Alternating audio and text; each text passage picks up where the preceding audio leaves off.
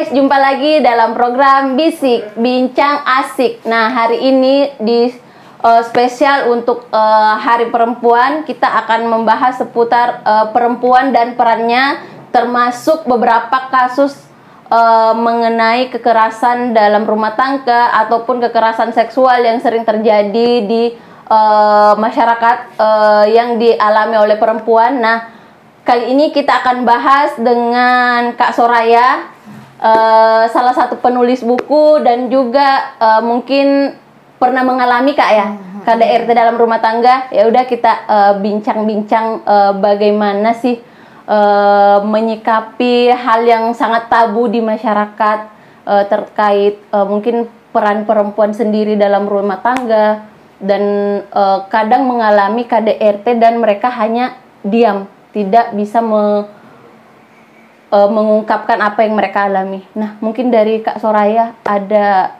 mau berbagi pengalaman yang pernah dialamin atau seperti apa itu, Kak?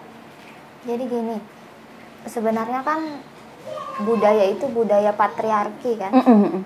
Akhirnya kita turun-temurun pun diberitahukan oleh orang tua, bahkan lingkungan, bahwa kita harus menurut pada suami. Society menganggap bahwa ketika kita bersuara, akhirnya kita jadi sosok perempuan yang arogan, pembangkang, bahkan nggak mau diatur. Padahal secara kesetaraan gender kita juga punya suara, bisa hak andil dalam rumah tangga, betul. Ataupun domestik apapun itu, kita bisa bekerja, kita bisa memilih untuk jadi perempuan berkarir ataupun ibu rumah tangga. Itu nggak merendahkan nilai apapun. Tapi karena patriarki itu sendiri, akhirnya kita dibungkamlah pilihan kita itu tadi. Akhirnya kita nggak bisa berbuat apa-apa, karena ketika kita bersuara, orang akan menganggap bahwa dia perempuan yang tidak bisa diatur. Betul. Dia perempuan mungkin nakal, dia tidak mau tunduk dengan suami. Keluarga. Apalagi kadang-kadang perempuan ketika sudah menikah dianggap bahwa hidupnya adalah milik suaminya. Padahal ketika kita menikah, suami itu teman hidup, bukan tujuan hidup. Iya, betul. Jangan pernah jadikan suami itu tujuan hidup, karena banyak harapan-harapan perempuan itu akhirnya kita jadi terluka. Perempuan itu kan banyak menuntut kadang-kadang, bahkan hanya untuk perhatian kecil, mungkin secara ekonomi dan lain-lain. Akhirnya ketika kita bersuara, kita menunjukkan pendapat kita mau seperti ini, laki-laki menganggap kita mungkin itu akan merendahkan egonya dia tadi, karena saking tingginya ego itu tadi dibuat dari dulu memang seperti itu. Dari raja-raja, zaman raja-raja sudah kita dianggap perempuan itu cuma komoditas paling lemah. Padahal selama ini kan kita sudah tahu bahwa ada kesetaraan gender antara perempuan dengan laki-laki.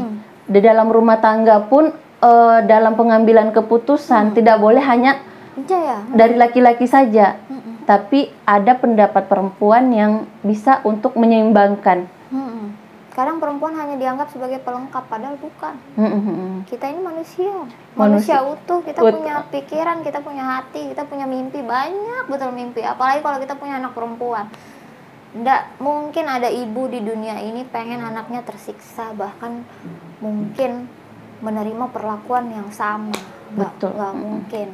Makanya itu kadang kenapa banyak yang menutup mata ketika anak-anaknya dijadikan sapi perah oleh suami. Banyak anak tapi tidak dirawat dengan kasih sayang. Betul. Rasanya miris banget. Miris, sedih rasanya. Untuk di Tarakan sendiri, Kak, selama ini sudah menemukan banyak kasus yang serupa atau bagaimana, Kak? Banyak, sangat banyak. Bahkan tidak perlu di ranah rumah tangga, bahkan anak kecil saja bisa dilecehkan oleh orang tua sendiri, bahkan orang terdekat. Iya. Karena apa? Kita terlalu mudah percaya sama orang, terlalu mudah menganggap keluarga, orang itu teman, baik. Orang itu baik. Tidak ada orang itu baik di dunia ini. Semua orang punya kepentingan masing-masing. Makanya riskan ketika kita tidak bisa waspada terhadap kekerasan itu tadi. Padahal dari hal kecil saja kita bisa lihat anak-anak yang masih kecil saja, laki-laki dia bisa memukul perempuan, anak kecil itu harusnya dilarang, bukan dibilang namanya juga anak-anak. Iya, bisa. Betul banget. Itu pola didik. Pengalaman juga banyak, misalnya nih anak kecil dia dipukul, paling mereka ngomong, namanya anak kecil belum tahu apa-apa. Nanti kembali berteman. Iya, kembali berteman, nggak boleh ikut campur. Sebenarnya kalau menurut saya pribadi juga itu salah. Kita nggak bisa mentolerir kesalahan anak dari kecil. Harusnya dari kecil kita didik. Ketika memang dia salah, kita arahkan, kamu salah, kamu nggak boleh seperti ini. Harus minta maaf. Iya, makanya kadang heran kenapa cara membesarkan anak perempuan berbeda dengan anak laki-laki. Anak laki-laki hanya dilarang jangan nakal, sedangkan anak perempuan dilarang jangan berpakaian pendek, jangan keluar rumah karena berbahaya. Padahal laki-laki harusnya dididik untuk tidak melecehkan anak perempuan. Betul. Makanya ada entah ya ketimpangan. Kadang dibilang laki-laki tidak boleh menangis, padahal laki-laki manusia, dia bisa menangis, dia bisa mengekspresikan. Laki-laki boleh takut, laki-laki boleh merasa rapuh, tidak cuma perempuan. Semua, maksudnya ketika kita menganggap bahwa laki-laki bukan musuh, bahkan teman, semua itu sebenarnya akan adil aja sih. Bahkan laki-laki ketika menganggap perempuan juga bukan hal yang mudah untuk dimanipulasi, sebenarnya semua itu tidak akan ada kekerasan seksual. Betul. Akan ada kekerasan dalam rumah tangga. Laki-laki itu ketika kita menikah, dia masuk dalam domestik rumah tangga, menganggap bahwa perempuan itu miliknya, sesuatu objek yang selamanya miliknya. Jadi terserah dia mau tidak menghargai, dia tidak mau tahu urusan istri. Menurutnya itu dia sudah miliknya. Ketika ijab kabul itu terjadi, kamu milik saya. Kadang begitu. Berlindung di dalam kata tanggung jawab. Kamu sudah menjadi tanggung jawab saya. Manusia itu punya tanggung jawab sendiri untuk dirinya. Iya. Terkadang laki-laki entah mungkin dia karena egonya yang terlalu tinggi atau seperti apa. Terkadang dia bukan mengarahkan tapi lebih ke mengekang. Tidak boleh seperti ini. Iya, mendikte. Tidak boleh seperti ini, tidak boleh seperti itu. Nah, mungkin dari pengalaman Kak Soraya ada nggak yang bisa dibagi bagaimana sih kita sebagai perempuan ini mempunyai pendirian atau kita bisa bersuara terhadap apa yang sebenarnya mungkin dari laki-laki mendikte kita seperti ini, tapi saya maunya seperti ini loh, kan bisa seperti ini, nggak bisa melihat ke satu sudut pandang saja. Kalau menurutku ya, karena laki-laki itu makhluk ego, kita jangan kasih makan egonya. Jadi ketika dia tenang, kita ajak bicara, kita bilang apa adanya bahwa kekurangan itu bukan suatu hal yang membuat perasaan saya berubah. Kekurangan itu, ini kekurangan loh ya, bukan kesalahan. Karena kalau kesalahan itu sudah fatal. Jadi ketika kekurangan itu bisa dirembukin dengan bilang apa adanya, bahwa saya ini teman hidup kamu, bukan sesuatu yang bisa kamu kontrol.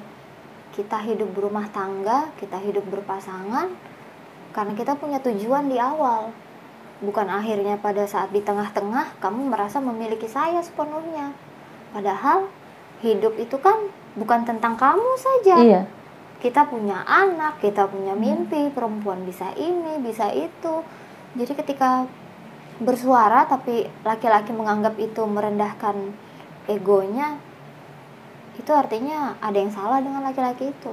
Dia tidak menerima pendapat. Bahkan mungkin dia didikannya seperti itu. Dia melihat ibunya hanya menerima sikap nerimo, legowo, bahwa saya ini milik suami saya. Akhirnya ketika dia menikah, dia seperti itu. Dia tidak punya role model bagaimana menjadi orang tua.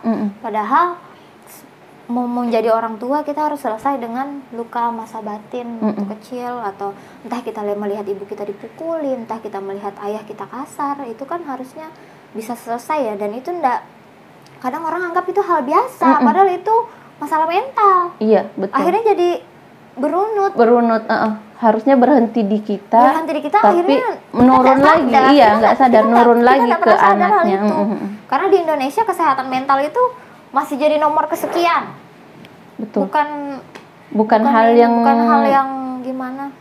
Padahal harusnya kesehatan mental itu yang diutamakan. Bagaimana kita bisa mendidik ketika mental kita sendiri betul. Ya betul. Masih hancur. Iya, masih hancur. Itu yang riskan sih sebenarnya. Itu PR banget. PR banget. Nah, Kak, dari permasalahan KDRT yang sering terjadi ini, sebenarnya sumber permasalahan dari KDRT itu sendiri apa sih, Kak? Selain dari sisi ekonomi? Sebenarnya kembali ke budaya patriarki sih. Masalah KDRT itu banyak faktor, banyak banget faktor. KDRT itu bisa terjadi bahkan hal sepele saja. Masalah uang listrik bulanan pun bisa. Ketika suami lebih mementingkan hobinya, tidak memikirkan bagaimana keberlangsungan rumah tangga ini akan berjalan lurus. Belum lagi ego perempuan pun, kadang perempuan pun saking meluapnya dia sudah mungkin bicara 1, 2, 3 tidak didengar, akhirnya meledaklah itu hal-hal yang selama ini dia pendam, bahwa suaminya mungkin tidak pernah sholat, akhirnya dia ungkapkan, kamu saja tidak pernah membimbing saya, kamu saja tidak pernah membiayai hidup saya, kamu hanya membayar listrik, entah hanya tidak mau membantu saya bahkan mengurus anak. Itu apalagi perempuan itu terlalu sering berusaha untuk handle semua hal di rumah. Iya. Entah di luar, entah di keluarga, pasti perempuan selalu menghandle itu. Padahal kita ini manusia, bisa merasa lelah, kita bisa capek. Makanya ketika kita sudah capek dalam mengurus anak, dalam mengurus suami, kita harus bicarakan dengan suami. Jangan sampai itu menumpuk, akhirnya meledak, terjadilah KDRT itu. Itu menurutku sih. Masalah yang menumpuk itu tadi nanti akan jadi gunung, akhirnya suami pun merasa tidak dihargai, sudah hilang rasa cinta itu. Mungkin lebih ke ini ya, komunikasi kali ya dalam rumah tangga itu sendiri. Komunikasi yang susah.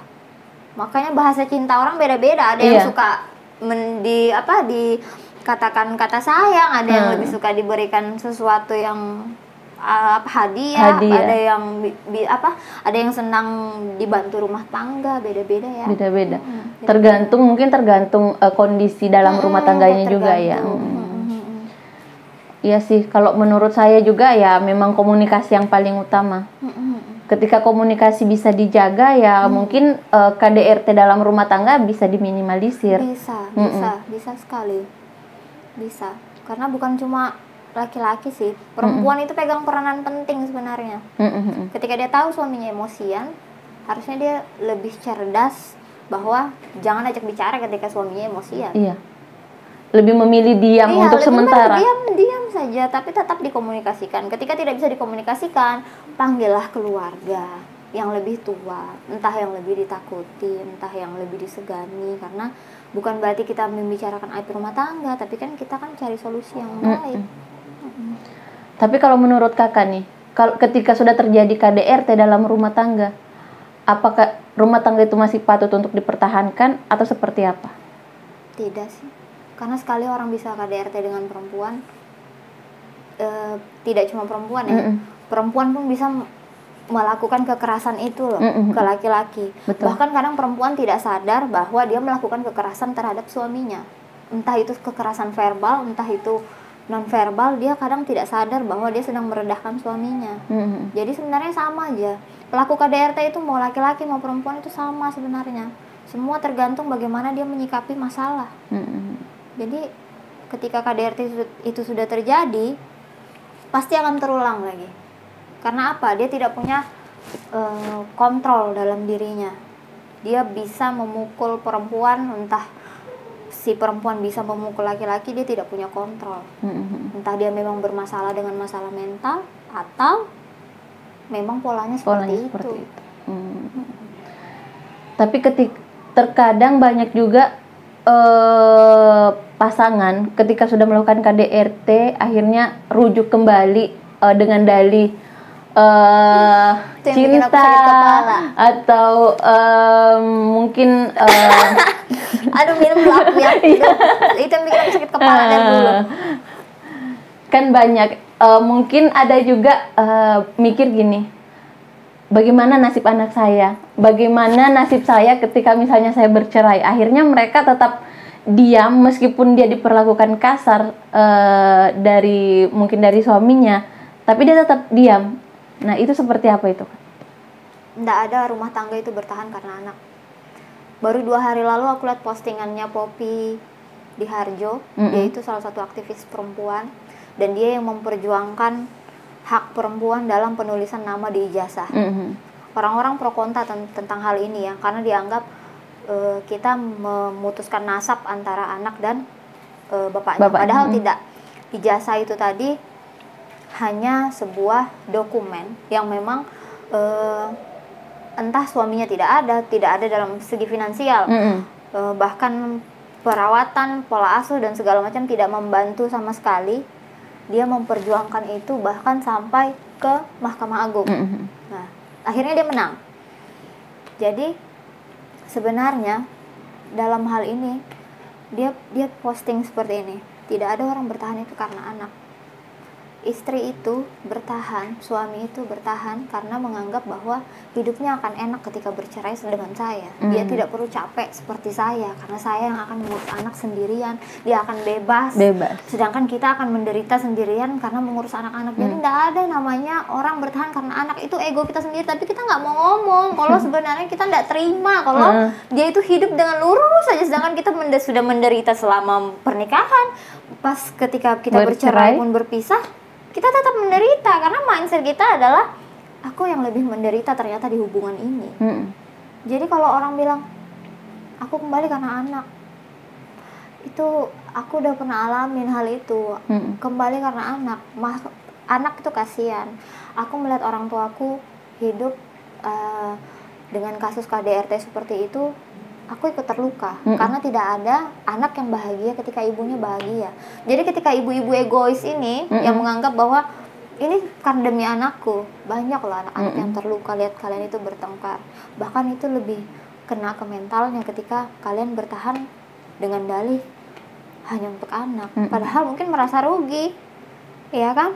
Menikah dengan kamu saya sudah sial. Ketika bercerai dengan kamu pun kamu enak saja melenggang pergi. Itu sebenarnya ego perempuan. Tidak ada tuh bertahan karena anak. Karena pun ketika dia memutuskan untuk bercerai, sebenarnya dia tidak memikirkan anak lagi. Dia sudah capek dengan dirinya. Capek. Nggak ada cinta. Makan lagi cinta. Nggak ada. Hubungan itu kalau sakit itu bukan cinta. Itu sudah apa ya? Itu memang itu selalu bikin sakit kepala. Memang dari dulu itu. Tiap ada kasus kita mau bantu nih, akhirnya aku cabut Kak, soalnya aku masih sayang. Sayang matamu, tunggu meninggal Kak. Karena kesian, anak-anak ngelihat kamu disiksa, andai pun kamu disiksa sampai kamu meninggal depan anakmu lebih kasihan, hidup dengan menderita seperti itu.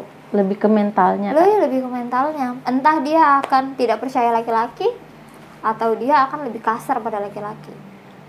Jadi begitu, ada dua sisi. Betul banget. Berarti ketika memang misalnya perempuan nih sudah mengalami KDRT ya udah. Mending udah deh. Udahan aja. Mending udah, kesian. Kita tuh hidup cuma sekali tahu.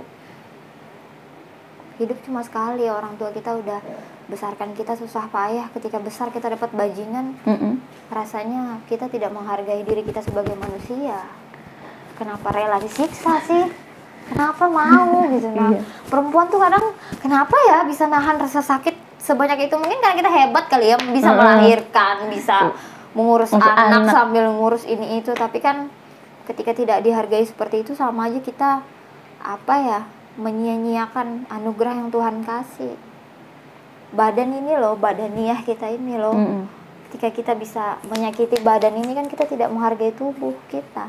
Kita misalnya dizolimi orang, kita diam. Itu sebenarnya bentuk apa ya? Bentuk kita tidak menghargai diri kita sendiri. Orang berhutang nih sama kita, kita yang merugi nih, tapi kita nggak mau ini. Itu kan sebenarnya kita zolim sama diri sendiri. Akhirnya kita jahat sama diri sendiri. Nggak ada namanya orang sabar itu. Itu artinya kita lagi, orang sabar itu dia hanya menunda kemarahan. Nggak ada orang sabar itu. Nggak ada. Sama sekali bagiku tidak ada orang sabar. Hanya menunda kemarahan.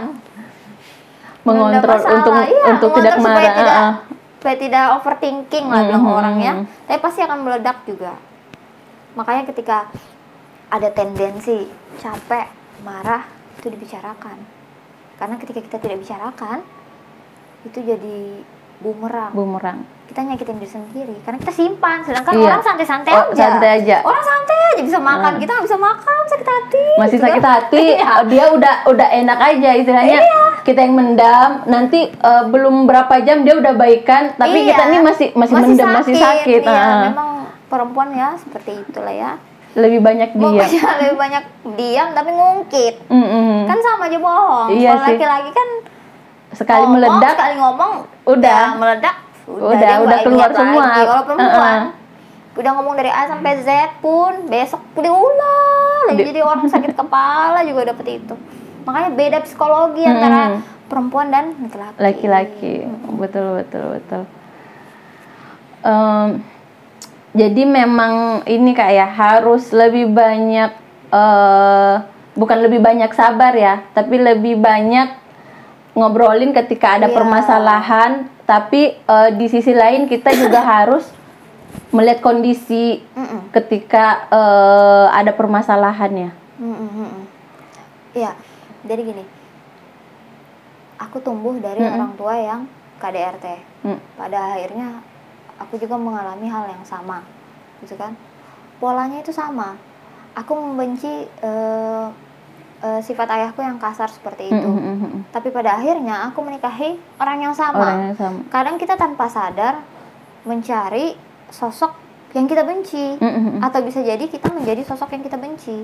Jadi makanya aku pernah baca di parenting itu, dia bilang seperti ini, ayah jangan kasar kepada anak perempuanmu, jangan membentak anak perempuanmu dengan dalih bahwa kau menyayanginya, karena suatu saat ketika dia dewasa, dia akan menganggap laki-laki yang kasar dengan dia, laki-laki yang mengontrol dia adalah bentuk sayang. Itu berbahaya sekali, itu sangat berbahaya. Pada akhirnya aku juga mengalami hal itu. Aku pikir ayahku seperti itu karena bentuk sayangnya dia kepada ibuku, padahal itu mungkin kecemburuan sosial, entah dari segi karir, pendidikan yang perempuan lebih tinggi, akhirnya ketimpangan itu terjadi, padahal sebenarnya tidak ada ketimpangan, tapi laki-laki merasa itu timpang. Akhirnya terjadilah KDRT. Aku melihat ibuku dipukuli, aku melihat ibuku sampai tergeletak. Aku pun mengalami hal yang sama. Bahkan aku sempat depresi, minum obat penenang hanya untuk supaya jangan pernah bunuh diri, supaya waras bahwa hidup ini ya dilalui aja bagaimanapun sakitnya.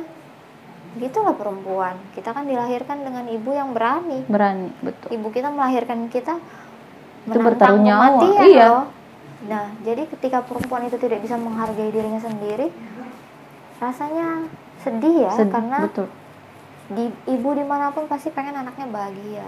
Jadi ketika kita menikah dan kita mengalami kekerasan itu, aku juga awalnya nggak mudah, sangat nggak mudah, karena dia mendoktrin, mengontrol bahwa aku tidak punya siapa-siapa, aku tidak berhak punya mimpi.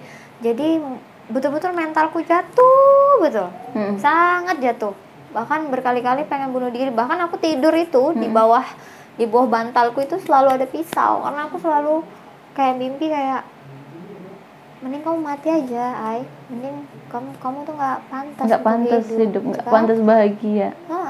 Tapi ketika aku melahirkan anakku tuh, di situ aku baru ngerti bahwa hidupku ini berharga, walaupun cuma untuk anakku. Aku nggak hidup untuk suami, aku hidup untuk diriku sendiri, aku hidup untuk anak-anakku.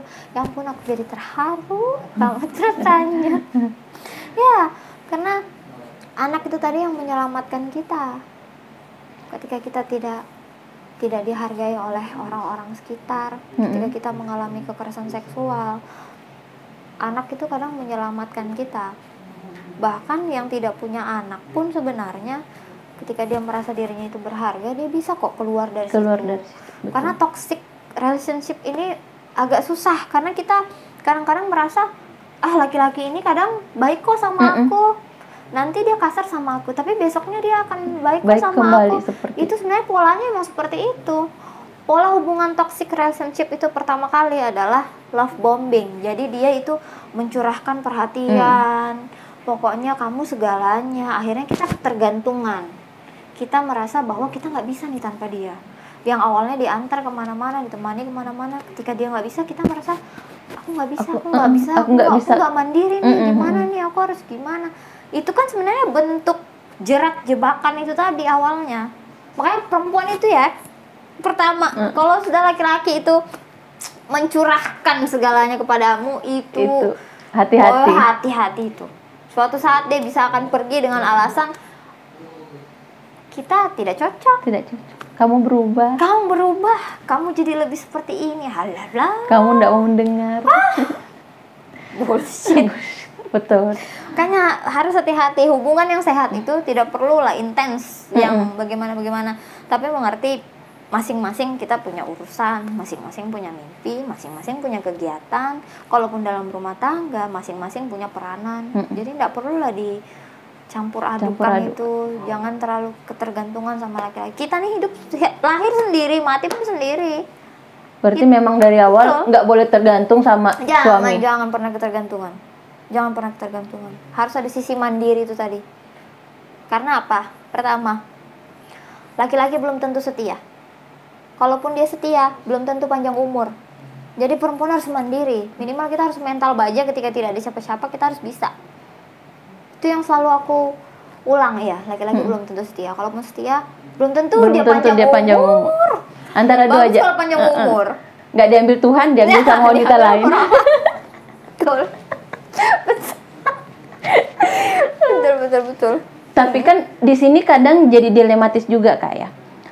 Ketika misalnya kita nggak harus tergantung sama suami, tapi terkadang ketika kita mau berkarir, ataupun misalnya dari awal karir kita memang lebih tinggi dari suami, itu kadang jadi bumerang juga dalam rumah tangga. Terkadang suami merasa mungkin dia minder atau seperti apa ketika misalnya memiliki istri yang mungkin dari segi finansial istrinya lebih banyak penghasilan, atau dia ekonominya lebih di bawah perempuan ini. Itu kan kadang terjadi bumerang dalam rumah tangga itu dari situ. Itu sebenarnya tergantung pola pikirnya dia sih. Kalau memang pola didiknya seperti itu, yang merasa bahwa perempuan ini suatu kompetensi yang memang harus di bawah kita, terus ya akan seperti itu. Andaikan kita mendidik anak laki-laki kita tidak seperti itu, tidak akan seperti itu. Biarpun dia jadi apa, kita di bawah juga itu tidak merendahkan apapun. Mau gajinya berapa dia, gajinya kita berapa, toh kan akan sama-sama untuk kebutuhan rumah. Jadi sebenarnya pola didik semua itu, aku selalu percaya itu pola didik. Ketika dia dididik seperti itu, pasti dia akan menurunkan hal seperti itu ke anaknya. Dia merasa, wah perempuan lebih ini, kamu harusnya nggak bisa seperti itu. Kadang-kadang lingkungan kan juga yang seperti itu. Wih istrimu ini ya, wih istrimu dokter ya, wih istrimu lebih hebat ya, gini-gini ya. Wih kamu cuma kayak gini-gini ya. Itu kan sebenarnya bentuk insecure dia aja. Andaikan dia abaikan itu ngapain ya. Akhirnya dia jadi marah kan dengan istrinya. Akhirnya istri juga jadi marah. Aku dulu berkarir, sekarang aku ibu rumah tangga, aku direndahkan orang. Padahal ibu rumah tangga itu capek sekali. Tidak ada waktu istirahat. Tidak ada. Dari pagi sampai ketemu pagi.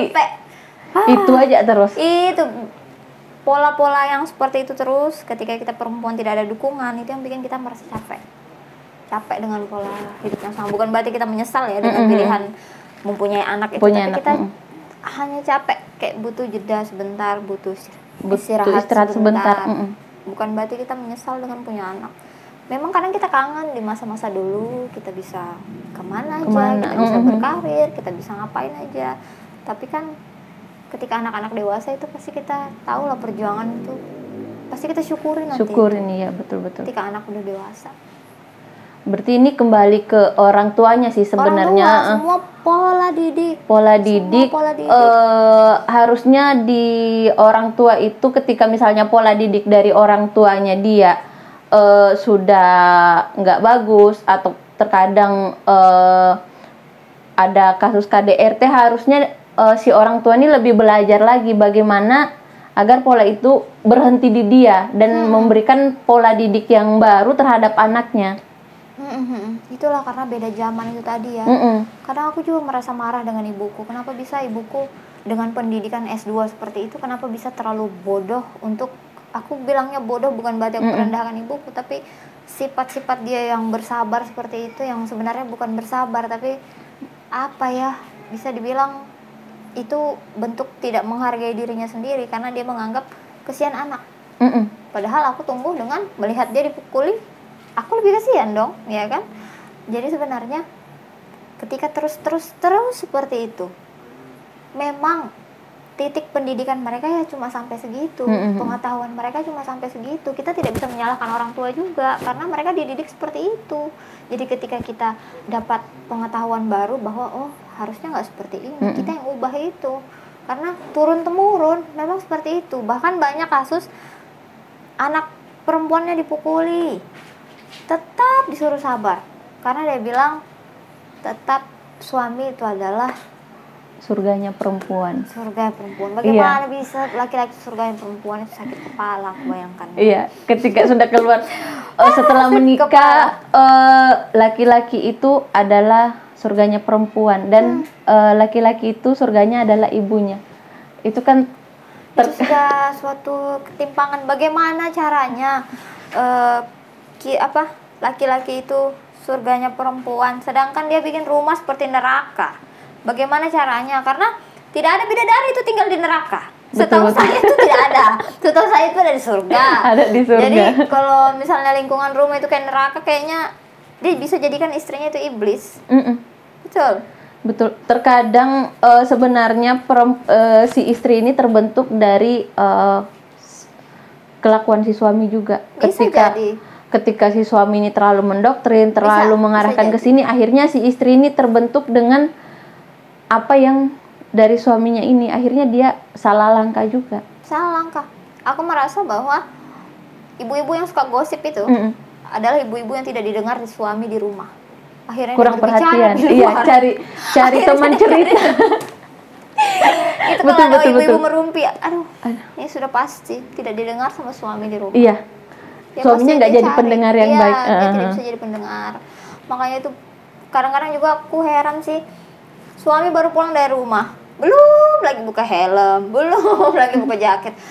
Pak, itu loh tetanggamu. Aduh, laki-laki itu paling tidak suka dengan hal-hal seperti itu. Sedangkan perempuan suka hal seperti itu. Hal remeh-temeh menurutnya, ngapain sih ngurusin orang lain? Ngapain tidak dibahas? Penting. Nggak penting. Sedangkan istri hanya mau cari teman cerita, bukan berarti mau ngomongin orang kadang-kadang. Betul. Cuma mau ada percakapan aja. Semakin irit bicara suami dan istri dalam rumah tangga, akan semakin banyak masalah. Betul. Karena terkadang permasalahan yang kemarin aja terjadi belum dibicarakan, belum clear. Ada lagi besok yang baru. Aduh, ya Tuhan. Ya begitu terus siklusnya karena tidak dikomunikasikan. Betul. Kan terus seperti itu. Kasihan di perempuan, kasihan juga di laki-laki. Kadang-kadang kita menyalahkan laki-laki, kita marah dengan sistem patriarki itu tadi. Padahal laki-laki juga korban. Laki-laki itu korban loh juga. Iya. Korban patriarki juga. Laki-laki dituntut jadi pencari nafkah tunggal. Ya kan? Kadang juga dituntut untuk serba bisa di rumah. Padahal namanya manusia ya wajar kalau nggak bisa ini. Kadang laki-laki juga dituntut harus bisa nyetir, harus bisa perbaiki listrik, harus bisa ini. Tidak seperti itu. Laki-laki itu kan manusia. Tidak bisa kita jadikan dia sosok yang kamu harus bisa segalanya. Sedangkan perempuan kamu harus bisa sabar segalanya. Oh, nggak bisa. Ada titik kelemahan laki-laki dan ada titik kelemahan perempuan. Harusnya sih saling melengkapi ya. Saling melengkapi, bukan mendikte. Betul. Kadang susah sih. Perempuan ini kadang-kadang mungkin waktu kecil kebanyakan nonton Disney. Yang ketika menikah itu katanya bahagia selamanya. Aduh, itu makanya itu kalau kebanyakan nonton Disney begitu. Kebanyakan nonton dongeng, bahagia selamanya. Tidak ada namanya orang bahagia selalu bahagia. Kadang kebanyakan baca novel romansa itu hidup tuh realistis deh. Iya. Betul, nggak ada. Ini juga sih melihat di Tarakan ini kan akhir-akhir ini ya banyak ditemukan kasus-kasus. Nah, dari kakak sendiri melihat kasus itu seperti apa? Apakah ini hanya kasus lama yang baru terungkap sekarang atau memang ada dia semacam mungkin penyakit kali ya, lebih ke penyakit atau apa sih menyebutnya itu. Jadi gini, kadang-kadang ini aku bukan bawa agama ya, tapi kita didoktrin agama bahwa kita jangan berdekatan dengan perempuan. Laki-laki tidak boleh melampiaskan hasrat seksualnya. Bahkan kita dari kecil tidak dididik seks edukasi, kan? Edukasi seks tidak punya. Di sekolah tidak ada. Di sekolah hanya ada pelajaran biologi dan itu cuma organ reproduksi aja. Itu tidak. Sebenarnya remaja harusnya diajarin tentang edukasi seks. Bagaimana seks itu, bagaimana terjadinya seks. Jadi banyak yang jadi PR sebenarnya ini. Pendidikan kita ini banyak yang jadi PR. Akhirnya anak-anak carilah akses bagaimana ingin tahu tentang seks itu, padahal seks itu kan tidak salah. Yang penting dilakukan dengan kesadaran yang utuh, dengan tanggung jawab, mungkin dengan menikah, ya kan? Dengan menikah kan tersalurkan dengan baik. Kita tidak menyalahi norma etika dan agama. Tapi ketika kita tidak belajar tentang edukasi seks dari kecil, pasti kita akan mengakses mungkin video bokep yang sebenarnya seks itu tidak seperti video bokep, ya kan? Tidak ada tuh seks seperti video bokep. Video bokep itu hanya film yang dikomersilkan. Seks itu tidak seperti itu. Andaikan anak-anak itu diajarkan bahwa seks itu adalah memang hubungan rumah tangga, hubungan antara perempuan dan laki-laki yang dilakukan dengan persetujuan, yang dilakukan dengan halal, seperti itu. Jadi tidak ada itu namanya mungkin orang-orang anak-anak ini mengakses video-video seperti itu. Entah didoktrin agama bahwa jangan terlalu anu perempuan, padahal kita pun berhak untuk mempelajari organ reproduksi lawan jenis, biar kita tahu. Jadi ketika banyak kasus seperti ini, yang aku pikirkan adalah ketika masa remajanya dia tidak tuntas belajar tentang hal ini, akhirnya dia menyimpang. Entah dia menyimpang ini karena memang dia tidak diperkenankan untuk mengenal perempuan, atau memang dia dari kecil lingkungannya mempush dia supaya dia jadi laki-laki yang soleh, laki-laki yang ini, yang soleh, jangan tidak boleh seperti ini, tidak boleh seperti itu, tidak boleh mengakses ini itu, jangan boleh tahu yang begini, jangan lihat pakaian seksi, jangan ini. Jadi ketika melihat kadang-kadang ya melihat perempuan seksi, akhirnya, baru anu nih begini. Akhirnya rasa ingin tahunya lebih tinggi. Apalagi sekarang homoseksualitas lagi. Kasiannya anak-anak itu. Banyak sekali korbannya, bahkan yang dilakukan oleh orang-orang yang beragama, betul. Jadi sebenarnya mau dibilang bagaimana dulu dia itu bisa juga, atau paparan dari media sosial. Dia akhirnya pengen tahu, atau memang dia dari awal memang menyukai sesama jenis tapi orang tuanya tidak deteksi hal itu. Betul. Karena apa? Karena dia lihat anaknya aman-aman aja. Dia main sama laki-laki aja. Anak-anak main sama laki-laki di kamar itu harus kita cek juga. Perlu dipertanyakan. Jangan, itu sangat berbahaya. Banyak sekali kasus itu karena kita tuh ndak melek gitu loh. Kita nganggapnya perempuan sama perempuan. Pernah banyak juga loh anak-anak lesbi itu. Betul. Banyak sekali anak-anak lesbi itu. Karena apa? Dilarang mengakses, dilarang kenal dengan laki-laki, dilarang mengetahui soal seks itu bagaimana, terus organ reproduksi itu bagaimana. Bahkan mungkin di sekolah-sekolah Islam itu tidak akan diajarkan hal-hal seperti itu karena tabu, dianggap tabu. Bahkan banyak kasus, ini kisah nyata ya, banyak kasus dua-duanya suami istri. Dia didoktrin agama memang dari kecil. Betul. Akhirnya dia konsul ke dokter. Dok, kenapa saya tidak bisa hamil? Karena apa? Mereka tidak mengerti bagaimana seks itu. yang harusnya dimasukkan kemana malah kemana. Astagfirullahaladzim, aku sakit kepala gitu begitu. Tapi itu fakta. Kenapa? Karena tidak belajar hal itu. Edukasi itu harusnya ada pada saat remaja. Entah dijadikan namanya mungkin apa ya yang cocok, mungkin apa sih, belajar seks itu kan bukan tentang kita menyuruh anak-anak untuk berzina. Bukan itu. Tapi bagaimana anak-anak itu mengerti bahwa nafsu itu hal yang wajar. Bagaimana mengatasinya? Mengatasi hal itu entah dengan berolahraga, entah dengan mungkin dengan ke agama atau bagaimana, atau berkarya, terserah dia seperti apa. Tapi itu harus diberitahukan bahwa laki-laki punya birahi, perempuan pun punya birahi, dan itu hal yang sangat wajar. Bukan suatu hal yang tabu. Karena itu nanti akan jadi seperti ini. Banyak sekali kasus pemerkosaan, kekerasan seksual. Iya, betul. Banyak sekali. Miris banget. Anak-anak itu akan trauma. 20 tahun kemudian mungkin dia akan keluar dari penjara. Tapi anak-anak ini siapa yang tahu dia akan sembuh total? Nggak ada. Traumanya belum tentu juga orang tuanya menganggap anak ini masih kecil, udah nggak tahu, nanti udah bisa lupa. Tapi terkadang orang tua tuh dia lalai di situnya, lalai. Menganggap hal itu biasa. Saya dilecehkan dari umur 5 tahun. Itu sama tukang cat di rumah. Dia meraba-raba saya ini. Di situ saya mau ngomong sama ibu. Tapi saya nggak berani karena saya tahu itu bukan hal yang benar. Saya takut ibu saya sedih. Umur 5 tahun aja saya bisa bicarakan hal itu. Tapi 20 tahun kemudian ketika saya umur 25 kemarin, saya ceritakan itu dengan ibu. Ibu bilang seperti ini. Bodohnya kamu, kenapa kamu tidak bilang saat itu? Apa yang ditahukan anak umur 5 tahun? Karena orang tua tidak pernah mengerti bahwa anak 5 tahun itu bisa bicara. Kita tidak diajarkan untuk bicara. Andai kan orang tua saya saat itu mengerti bahwa saya korban kekerasan seksual, mungkin itu akan tertangani. Iya. Tapi karena ibu saya membiarkan hal itu dan saya pun diam, saya pun apa sih tahunya anak 5 tahun? Tapi saya lebih terluka dengan 20 tahun kemudian ketika saya cerita, ibu saya bilang betapa bodohnya kamu.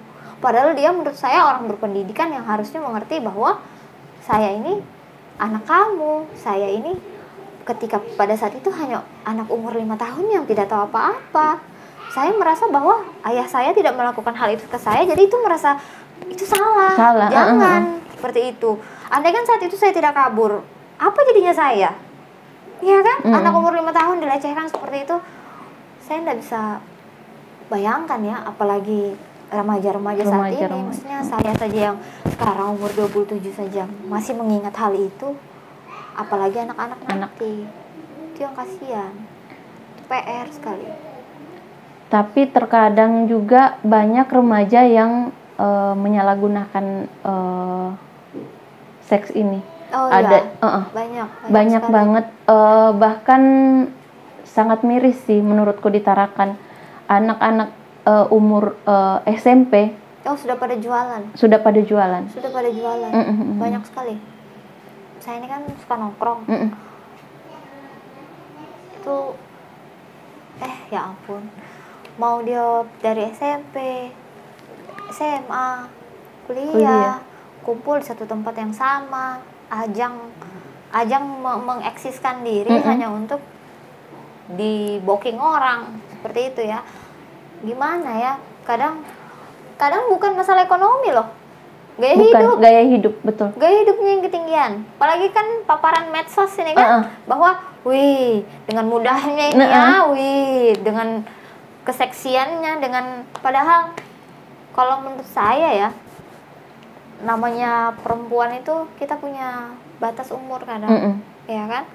Kita punya batas umur, kita punya batas reproduksi juga. Ketika kita menggeluti bidang yang anggaplah menjual diri, tapi saya tidak menyalahkan hal itu ya. Orang punya masalah masing-masing. Tapi menurut saya jual diri itu adalah suatu pekerjaan paling tidak stabil di dunia. Karena apa? Karena perempuan itu punya batas usia kadang. Jadi sebenarnya yang salah itu ya peminatnya. Dengan siklus yang seperti itu akan terus ada anak-anak yang akan menjual dirinya.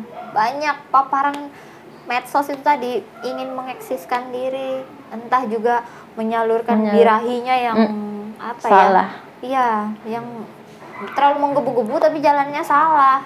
Orang tuanya pun tidak melek harus itu. Iya, ya, banyak orang tua tutup mata. Sebenarnya mungkin entah mereka tahu atau bagaimana, entah ya.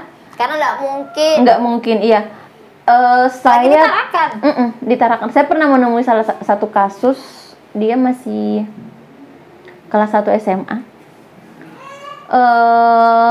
Saat itu kasusnya sih sempat rame juga ya, sempat rame karena yang ini dia masih di bawah umur, dia ketahuan dan dia bermainnya sama salah satu pejabat. Oh iya ya seperti viral itu ya.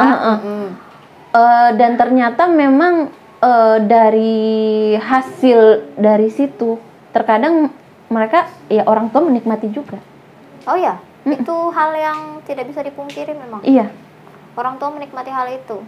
Dan orang tua menganggap bahwa anak ini investasi. Iya, betul. Anak ini adalah saya membesarkan kamu, berarti kamu harus ada feedbacknya. Iya, betul. Padahal namanya orang tua itu. Iya, itu tanggung jawabmu. Iya, itu tanggung jawab kamu sebagai orang tua. Anak itu tidak meminta dilahirkan. Kamu yang melahirkan dia, jadi itu tanggung jawab kamu. Kadang miris sih sebenarnya yang begitu. Kadang sedih sih anak-anak dituntut untuk mengembalikan apa yang harusnya itu jadi haknya, bukan jadi kayak simpan pinjam. Iya. Ya, kadang ada orang tua seperti itu, simpan pinjam. Jadi menganggap bahwa kamu berhutang dengan saya besarkan kamu. Anak ini jadi asetnya dia yang sewaktu-waktu ya sering. Dia bisa meminta apa yang pernah dia kembalikan. Kadang-kadang banyak kan, betapa banyaknya anak nganggur ditarakan. Pasti nganggapnya begini, coba kamu tuh kerja jadi bisa bantu orang tua. Iya. Sia-sia saya kuliah kamu tinggi-tinggi. Kamu sekolahkan tinggi-tinggi hanya untuk jadi ibu rumah tangga, nah mau bantu orang tua. Banyak seperti itu. Harusnya ya bagaimana ya, entah mungkin karena ekonomi juga atau memang turun-temurun seperti itu menganggapnya seperti itu. Anak itu investasi, anak itu harus mengembalikan apa yang kita, bahkan ada orang tua kan yang menganggap nanti kalau ibu tua jaga ya ibu. Kalau aku nggak setuju hal itu sih, karena anak itu dia punya jalan sendiri, masing-masing. Dia punya mimpi, dia nggak perlu lah. Kalaupun orang bilang berbakti pada orang tua, tapi saya menganggap anak saya punya jalan baktinya sendiri tanpa mengurus saya. Makanya itu perempuan, apalagi ibu-ibu ya, entah juga para bapak-bapak. Makanya finansial itu dibangun. Jadi ketika tua itu jangan menyusahkan anak lagi. Betul. Kesian, anak itu punya mimpi sendiri. Masa kamu harus berbakti, terus dia cari uang gimana? Terus dia nanti kalau mau menikah bagaimana? Anak itu bagaimana? Dia punya jalan sendiri. Nggak bisa kita tuh menyetir anak harus seperti ini, anak harus seperti itu. Kasihan sih, dia kan manusia. Betul. Dia manusia. Lebih ke mengarahkan gitu. Iya, kalau kita menasehati bahwa saya tidak mau jauh dari kamu, kalau bisa kamu dekati, itu kan bentuk mungkin kasih sayang orang tua. Tapi kalau nganggapnya kamu sampai tua harus sama saya ya, walaupun kamu menikah uang kamu harus ke saya ya, nggak bisa sih. Nggak bisa seperti itu. Itu yang kadang-kadang itu mencetus masalah rumah tangga itu. Betul. Itu karena merembet dari situ-situ sebenarnya. Karena orang-orang luar itu yang bikin keruh. Oke Kak, mungkin ada pesan untuk mungkin untuk orang tua atau para wanita yang mengalami KDRT, bahwa mereka nggak harus diam, mereka harus bersuara. Juga pesan-pesan kepada anak-anak yang masih muda yang dari harusnya dia masih mengenyam pendidikan, harusnya fokus ke sekolah, tapi dia lebih banyak ke gaya hidup atau lebih memilih ke seks bebas. Pesan aku sih, perempuan itu kan punya banyak mimpi, punya banyak hal yang kita bisa ambil. Jadi kita harus hargai diri kita sendiri. Kita nggak boleh biarkan siapapun merendahkan kita, entah siapapun itu, mau itu orang tua, mau itu pasangan, suami, bahkan anak kita. Kita hidup itu untuk diri kita sendiri dulu. Bahkan janganlah membandingkan diri kita dengan orang lain. Karena itu yang bikin kita tidak selesai. Ada rasa tidak puas dalam diri sendiri. Bahkan ada merasa kami tidak punya pencapaian apa-apa dalam hidup. Padahal bertahan sampai hari ini pun itu artinya kamu sudah hebat dalam menjalani hidup. Jadi jangan pernah buang masa muda. Jangan pernah buang harga diri hanya untuk hidup yang cuma sekali ini loh. Tolonglah. buat semua perempuan, buat semua anak-anak muda, mau itu laki-laki, mau itu perempuan, kita itu dilahirkan dengan ibu yang berani. Jadi setidaknya jalani hidup itu dengan bersungguh-sungguh. Jangan sia-siakan kehidupan itu hanya untuk dunia. Dunia ini cuma sebentar. Kamu meninggal pun nanti akan ada yang gantikan kamu terus. Cuma numpang siklus aja. Itu seperti itu. Jadi hidup itu harus dilalui dengan berani. Masalah apapun yang kamu lakukan, hari ini kamu tidak bisa tidur, tidak bisa makan, tidak bisa istirahat, besok kamu akan menghargai perjuanganmu itu semua. Itu aja sih. Oke, terima kasih banyak Kak atas sharing-sharingnya. Oke, buat teman-teman dan para wanita-wanita hebat di luar sana, tetaplah berani, tetap bersuara ketika mengalami kekerasan, dan buatlah dirimu bahagia. Oke, sampai jumpa di episode berikutnya. Bye-bye.